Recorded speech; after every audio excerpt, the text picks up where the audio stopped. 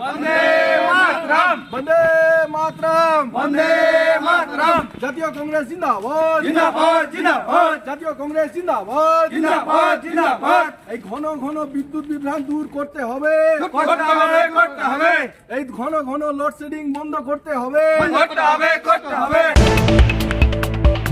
ফারাক্কায় বিদ্যুৎ সমস্যা নিয়ে কংগ্রেসের ডেপুটেশন। 16 জুন রবিবার ফারাক্কা ব্লক কংগ্রেসের পক্ষ থেকে স্থানীয় ইলেকট্রিক অফিসে ডেপুটেশন দেওয়া হয়। বিদ্যুৎ বিভ্রাট, লো ভোল্টেজ, নতুন সংযোগে বিলম্ব সহ একাধিক সমস্যা নিয়ে কংগ্রেস কর্মীরা স্লোগান দিতে দিতে ইলেকট্রিক অফিসে যান এবং বিদ্যুৎ দপ্তরের এসএস এর হাতে 6 দফা দাবিপত্র তুলে দেন।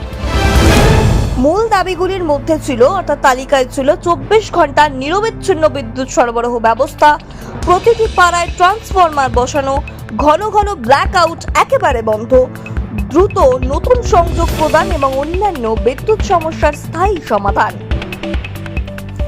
ডেপুটেশন শেষে ফারাক্কা ব্লক কংগ্রেসের সভাপতি আব্দুল বাসির অর্থাৎ টিঙ্কু জানান, এটি কোনো রাজনৈতিক নাটক নয়, সাধারণ মানুষের ন্যায্য দাবি দিয়েই আমরা এসেছি।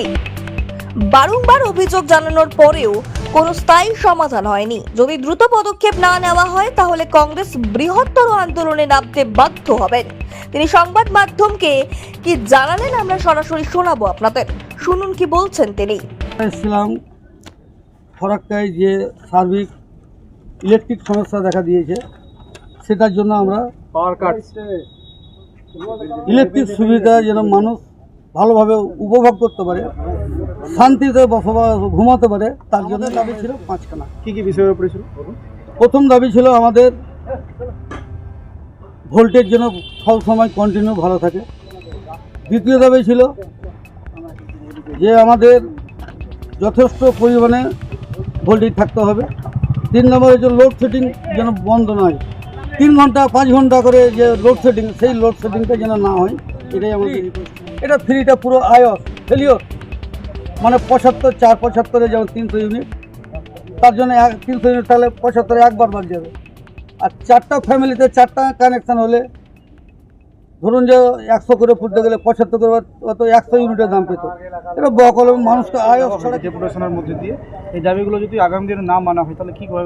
আমরা এর পরে এটা হচ্ছে প্রতিনিধিমূলক ডেপুটেশন, এরপরে আমরা গণ ডেপুটেশন দেবো, পুরো এলাকায় মাইকিং করে এসে পুরো জাম করে দেবো এই অফিস। আপনার নাম? আমার নাম হচ্ছে আব্দুল বাসির, ফারাক্কা ব্লক প্রেসিডেন্ট। তারপর দলীয় বক্তব্য শোনার পর সংবাদ মাধ্যমের কর্মীরা বিদ্যুৎ দপ্তরের এসএস এর কাছ থেকে সরাসরি কোনো আনুষ্ঠানিক মন্তব্য পায়নি।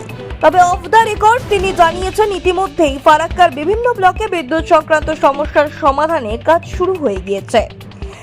যেসব এলাকায় সমস্যা রয়েছে সেখানে নতুন ট্রান্সফরমার বসানো হবে এবং 10 কিলোমিটার কেবলের কাজের মধ্যে 5 কিলোমিটারের কেবল ইতিমধ্যেই বসানো হয়ে গিয়েছে আর বাকি 5 কিলোমিটার খুব শীঘ্রই লাগানো হবে বলে জানিয়েছেন তিনি আরো বলেন, বল্লালপুর এলাকায় সাবস্টেশনের জন্য জমি পরিদর্শন করা হয়েছে এবং দ্রুত সাবস্টেশন নির্মাণের কাজ শুরু হবে।